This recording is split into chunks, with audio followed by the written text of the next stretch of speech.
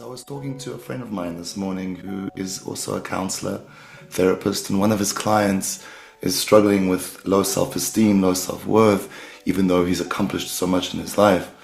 And the narrative that he holds of himself has been reinforced by what we say, I guess, bad parenting. According to him, his parents kind of invalidated him, didn't give him a sense of self-worth that he deserved, or rather that he craved as a child.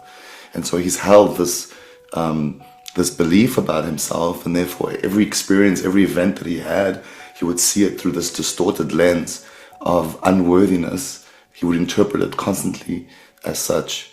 But at the same time, his resilience and his talents and his skills led him to accomplish many things in his life. He got married by the age of 30, he's got children, he's very successful in his career. And yet, instead of focusing on all his achievements and humbly seeing that, reflecting on his true self-worth, somehow he harbors on his parents, these godly figures. Of course, as we were younger, we saw them as these, the sun and moon, to be quite mythological in some respect. And so they dominated our experience. They shaped our belief system in the way we perceive the world, and in this case, how he perceived the world.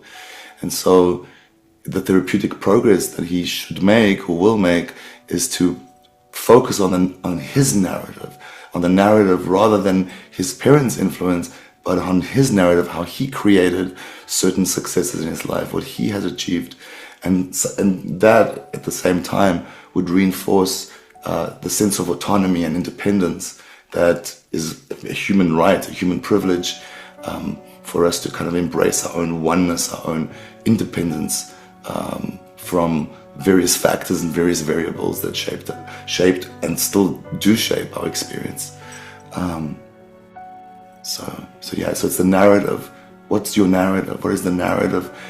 And not only that, your narrative surely has a beginning, it has a middle, but how does it evolve? How does it progress? What's the goal of that narrative? How do you see your hero, you're accomplishing victories constantly from a moment-to-moment basis, not only from a week from now, a month from now, or a year from now, or years from now, but moment-to-moment progress, moment-to-moment making that choice of actualizing the talent, actualizing the skill, actualizing independence, actualizing autonomy, actualizing love for self, others, and the world. So that was an interesting conversation we had.